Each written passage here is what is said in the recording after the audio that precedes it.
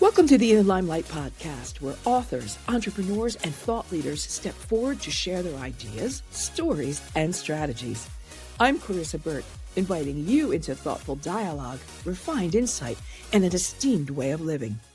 Hey everybody, it is Clarissa here. We are in the Limelight once again, and I have another extraordinary entrepreneur, but we're going to be talking about his book, his second book today. Actually, there's more than one of them, and I couldn't wait to get him on because it's something about me he doesn't know. And let me bring you on so that I want to just see the reaction on his face. There he is. It's Dr. Stein. How are you? I haven't done a very good setup yet because I wanted to see the look on your face. And that is, we're going to be talking about, yes, your book, which is Hardiness, which I absolutely love. We're going to be talking about making stress work for you to achieve your life goals. So there's the new book that you are co-author of. But I have been a part of 3 different reality shows myself. Oh. So we might be having a very interesting conversation. You are a world-renowned clinical psychologist, an international bestseller, a successful entrepreneur, and an engaging lecturer who is passionate about explaining the latest psychological research to everyday people in ways that can help them substantially improve their lives. So this is going to be a great conversation. You're also are a cast psychologist to different reality shows. So Big Brother Canada, The Amazing Race up in Canada, MasterChef Canada, the Beast Games, Bachelor Canada, Real Housewives of that must be so much fun. I just have to say, I've been a television person my whole life. And so a stage person, microphone, much like you, and working with television, and especially reality shows, are a whole different animal, by the way. And I wanted to take a deeper dive with you on that. I'll tell you that I lived in Italy for 30 years, Stephen, and that I was on The Mole. I was on Survivor, which I basically won. And I just got back last year from Italy. This is all in Italy, by the way. I just got back from doing Big Brother. And I didn't last long, by the way. I was only in there a couple of weeks, and I just couldn't. It was too much. It was just too much noise. It's just kids. It's kids for a show for kids, I think. But anyway, welcome to the show. I'm so glad to have you here, and I really am thrilled about going down the principles of emotional intelligence and mindset and all the things that you love talking about, human behavior and relationships. Let's get started. What prompted you to write Hardiness, first off? Because we're all pretty stressed, I'm assuming. We are. What prompted me was really my colleague, Paul Bartone. He's the one who sort of was a pioneer in that area. And Paul was a military psychologist. He was a chief psychologist in the U.S. Army and was teaching at West Point. And he had been doing research in this area, trying to understand why some people do well under stress and others don't. Mm-hmm. And he's published maybe 25 years worth of research. But all of that research gets published in military magazines, psychology magazines, and the general public isn't really aware of all these amazing discoveries that he's found.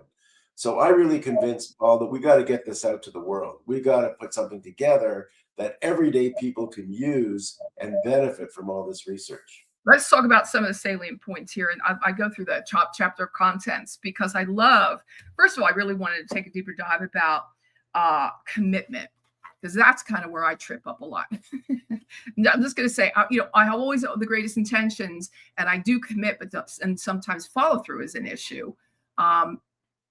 What can you say to that? What can we learn from that? Well, actually, it's sort of a broader concept. And I think I've heard you talk somewhere in a podcast about values, the importance of values. And commitment really touches on values. It's the belief in something greater than ourselves. So it could be a religious belief. It could be in our country. It could be in something that drives us at a much greater level than our own personal level. Right. Here's another one I loved: Hardiness and Your Health. I thought that was really interesting because, of course, we're talking about stress. We're talking about our health a lot. I myself am going through some things from some stress from even years ago, by the way, because it's funny how the body and the mind hold on to things. They do. And the 3 C's, as we call them, of hardiness: commitment, which you've already mentioned, control, and challenge. Right. Getting a handle on these 3 C's helps us get through even some difficult health situations. We find that people recover more quickly if they've mastered the way to really use their mind in this way to benefit from those concepts. Right. So challenge, help me with challenge. What is the challenging part? That's So, sort of the yeah, the over. challenge is really sort of stepping back from a situation. You're deeply involved in something, you may be emotional about it. When we use challenge, it's a skill that we develop where we sort of step back and say, wait a minute, how would my friend deal with this? Or how could I treat this more like a puzzle or a game? So it's a way of stepping back and being more strategic about what you're experiencing. And we find that people under even extreme stress who have this ability to step back and look objectively at the situation tend to do better in the end. Yeah. Here's, first of all, I love hardiness in the immune system because, I'm going to stick with health for a second. I've got a lot going on with the immune system, but you're talking also about cancer, arthritis, sleep. A lot of us are sleep challenged. What is it that we can be doing sort of, let's go down the de-stressing or the de-stressors that we can be working on to sort of help us through these well, first of all, there's just difficult times. I think we're just all stressed because of the information that there's so much information coming at us. I don't think we weren't set up. We weren't built. We weren't born for this fire hose of information that comes at us every day. Yeah, we definitely weren't. This is something newer in our recent 100 years that we've really been involved in this kind of a mental stress. And that's why, in order to deal with it or cope with it, we need the mental skills, the mental tools to get us around it. So our ability to have this belief in something greater and to look at things in a different way and also control, understanding what we can control and what we can't control. So we may not be able to control the illness itself, or Yeah. only to a certain degree in terms of treatment, but we can control the way we react to it, what we do about it, how we deal with it. By worrying about it and just sort of fretting about how bad I feel and how this is hurting me Yeah. is not really helpful. Well, So I love the sayings, Dr. Stephen, that worrying is praying for what I do not want.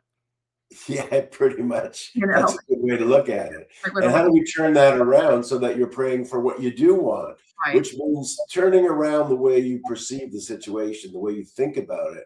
And you can use all kinds of techniques such as visual imagery, relaxation, mindfulness. Those kinds of skills, if you build them, they can actually affect you physiologically. And that's what the amazing thing is that a lot of this research points to. Yeah, they talk to me all the time about you got to meditate. You got to meditate. I'm too hyper. I'm too wound up to like I know I do. I have a really hard time going. You know what? I'm going to take 15 minutes off and go somewhere in a corner. I have a really hard time doing that, but I do know that there are I really do need to start working on that. Why pursuing purpose in life matters. Interesting, because most of us get here and say, well, what's my purpose? And a lot of us never really figure it out. Because it helps us, it guides us along. So we don't get, thrown off by the small things, the bumps in the road. We want to get through it. We know we have a bigger destination. And if we stick to that bigger destination, those small frustrations are in better perspective and they don't throw us off. So if I know, my goal, for example, spreading psychology or talking about psychology or writing books about it, if that's my major goal, I may have various obstacles in my way. I may have an editor who doesn't want to work with me or whatever. Well, I'm not going to fret about those things. I can get past that because I know my mission is bigger than that. So if you get a mission that you can stick to, that's going to help you get through those bumps in the road. Who wouldn't want to work with you, Dr. Stephen? I don't know. You seem like a very nice man to me. It was only made up. It hasn't really happened. I've been very lucky. I've got 6 books and they've all wanted to work with me. So there you go. Okay, fantastic.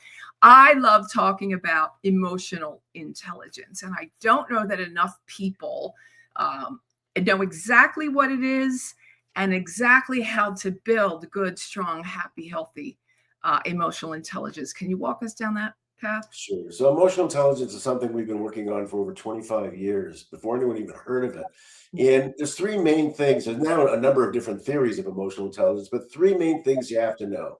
One is the ability to be aware of your emotions, to be aware of them, to know what they are, to be able to identify them, and to identify the emotions of others. So there's someone that you're dealing with, who you're angry at or you're celebrating with. Understand where they're coming from. The second part is the ability to manage emotions. So if I'm not feeling so good today, how do I change that mood? If I was feeling bad before I spoke to Clarissa, I know I got to feel good when I do that. So I'm able to switch that and Yeah. change my mood and maybe change someone else's who's around me. And thirdly, the ability to use emotions. So we work with athletes, professional athletes, Olympic athletes. And what we find is that sometimes you just have to perform whether you want to or not. How do you channel the right amount of energy to get done what you need to? And Yeah. it's emotions that are usually at the bottom of all this. Yeah. And I can, I can attest because it's, someone's been a lifetime on stage in front of a microphone or a camera in some way, shape, or form. Many were the times that I really just was not feeling it at all. But the show must go on, and there you go. Emotional intelligence. How do we learn it? I mean, okay, it's great. We've explained it. We know what it is now. Okay, great. I always say, life ebbs and flows, and there are going to be those triggers. But the other thing that I think, and I don't know if you'll agree with me, is that my inner child is always talking to your inner child. You know what I mean? Like, we're grown adults. We just grew up around these two little children. And so how are we going to get them to play nicely in the sandbox, I think, is the question. Yeah, so there's 15 different skills that we've identified in emotional intelligence. But where I would start with self-awareness, sort of what we talked about before, Right. being aware of your own emotions and properly managing them or understanding them. But the second area is dealing with others, and that's where we build on empathy. So if I understand where you're coming from, what you're thinking, why you're upset, what's going on, Right. then I won't go off track. Then I can focus on what's really important and where we're going. So if you start with those two skills, the Yeah. ability to be aware of your own emotions, your own triggers, what sets you off, Yeah. and the ability to pay attention to the people around you and understand where they're coming from. That would Exactly. be a good start in improving your emotional And I intelligence. love the idea of open communication and de-escalation. Absolutely. It's really, really easy to just start yelling and screaming. I used to be up there right with all of them. I came from a yelling and screaming household, so I thought that's the way the world worked until I got out of that household, and I found that everybody looked at me like I had 3 heads. So I had to fix that, quickly. And the de-escalation part is always, and you know what? Taking those couple of minutes and just stepping away from the situation. I need a couple of minutes. I'll be right back. I'm not leaving you. I'm not walking out. I just need a few minutes, and then go, kind of like really just de-escalate and diffuse, work out kind of those emotions with the inner child. I think it's really, really important. You talk about the world's 50 greatest leaders, and I thought this was really, really interesting too. And what is it in the hardiness theorem that makes, not theorem, but book, your writings, that makes these 50 the greatest leaders? What makes a really great leader? Well, great leaders, for one thing, have a vision. They know where they want to go, and they don't get deterred, by small things. They're able to stick with that vision in spite of all the obstacles. They also know what they can control and what they can't. They don't waste time on trying to change the weather or, conditions that are beyond their control. They Right. focus on what they can do, and they focus on a plan to do it, and they have a good strategy in terms of where they want to go. Right. And how about us getting ourselves more in control? I think we kind of touched on it a little bit, but I want to come back to it because I think it's really important that we understand that, we're the ones that are in our own way. And we need to sometimes just take a step aside and let life. And that really involves focusing on what's going on around you and with you. I mean, I know I can control how I react to what you say, but I can't control what you say. Yeah. So being able to distinguish those things is one big step in terms of helping you get better control. I want to take this over a little bit just to, and this is a parlay. It's all basically in the same arena. But when you're talking about the work that you did in reality shows, and I think it's really kind of pertinent because you say there's an allure, right? There's an allure around reality television and why we watch it and what the shows we watch reveal about us. Yeah, I see them really as a mirror about us. We see ourselves, and if it's not us, it's the people around us, the people we work with, or our family. So what we do is we see people who are pretty nasty. We see the villains in a lot of these shows. Yeah. We see the hot mess, the person who's just reacting emotionally to things. We see the chaos agent, the person who just throws fire on things without even realizing what they're doing and causing a mess. So these are characters or archetypes, as we call them, that we see in our own lives. Right. When you go, I'm pretty sure that, when Burnett came up with the idea of all these different television shows, Mark Burnett, there was obviously the psychological part, where this is an extremely important part. It's the show, basically. So there are the archetypes that you have to go, and you have to choose one of each of the archetypes. You're going to have, these are going to be the 12 different archetypes that we need, and we need to go find them. And that's where casting comes in. But, which is the one that you would say that you like the best, that you really kind of, your heart's always out on your sleeve for them, and which is the one you like the least? Wow. Well, a lot of us like the underdog, the Yeah. person who we least expect it. They're sort of quiet at the beginning. And if you've been a big brother, you know that person. Yes, yes. The ones who come in loud and whatever get thrown out pretty quickly. Right. So it's the quiet ones who surprise you with their skill over time. They're pretty good. And the strategist is the other one that I kind of like. The one who can sort of see what's going on that nobody else sees. They Right. can read between the lines. And some of them are so good, they make you say things that you didn't even know you were going to say. It's amazing to watch that. Yeah, and it's funny because it's hard in there. I'm going to tell you, it is tough to be in those situations. And people always say, was it true? Was it real? Did you really not eat? On the island, I didn't eat I lost 20 pounds. It was great. Best diet ever. And, but it was brutal. I mean, we were in tropical, Nicaragua in January, and I was consumed with the no-see-ums. And so for me, the 3 months on the island, 2.5 months on the island was an absolute nightmare. So there's not just in some of the shows, there's not just a psychological aspect, but there's also a real true physical aspect in some of these situations that are really, really difficult to, and I hope that transpires. Is that really real? Did you really not eat? Yeah, it was really real. I really didn't eat. You say reality shows can teach us something about resilience in the face of failure. Yeah, so when we see these characters and we learn to recognize these archetypes, we can learn a lot from the way in which they deal with some of those situations. One of the things I like about it is like psychology experiments on steroids, things that we weren't allowed to do in the university, we can do in reality TV, right? So we put people under immense pressure and we see how they cope. And some, as we know, fall apart and don't do well, but there are others who manage really well. Wow, yeah. And we can learn from those people. Some of them are great examples of how to get through some of these really stressful situations. Yeah, just dawned on me, you didn't tell me who the archetype the one you like the least. It's hard to say because the ones who aren't likable, the villain or the hot mess, make the show really good, right? So I hate to say that I don't like someone who the Right. audience doesn't like. Well, they're the ones that always last the longest. They're the ones that are on the show right? Because it's audience. I mean, you get your numbers from having the real jerks on the show. I mean, Well, that's part of production. Yeah, we love to keep them on. We kind of are sad when you throw them out of the show. also you say, and of course it's true, the relationships that are under pressure, right? There's building trust and loyalty the reality TV way. And by the way, I trusted no one ever. But anyway, relationships under pressure. Yeah, absolutely. I mean, again, it's on steroids what you see in real life.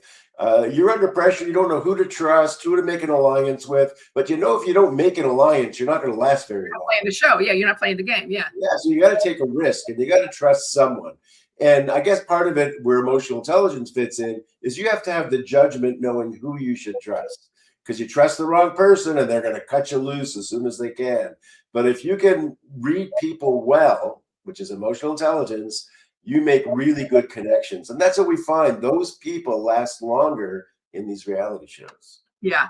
Where do they get these people? The tales from the psychologists in the reality TV trenches. Where do you find them? We get thousands of people applying to be on these shows. Thousands. Yeah. And I really appreciate our casting teams who narrow it down. So when I get involved, there's only about 50 or 60 to go through to get it down to the 10 or 12. But there's no shortage of people. Mr. Beast had over 1,000 people in the opening episode. So Yeah. It was just incredible. And we got that 1,000 people down to one winner at the end. Wow. Yeah. Think about that. That's pretty extraordinary feat, quite frankly, because I will tell you, and I can attest again, as someone that's been in 3 different reality shows, it isn't easy in there. It's sure. really not, it's not easy in there. I mean, you know, spiritually, it's not easy. It's not, yeah, again, physically, mentally, emotionally, and spiritually, it hits you, you know, from all four corners. What is the last thing that you want, everybody? I'm going to show you a book again. Beautiful cover. I really do love it. Hardiness again, everybody, making stress work for you to achieve your life goals. Again, by Dr. Stein and his collaborator, may I say, Yeah. Paul C. Bartone. The last thing you want that I didn't ask you that everybody should know about hardiness. Well, first of all, I got to say, I really admire you being on 3 shows. I think that's incredible. You really have something going for you, so that's great.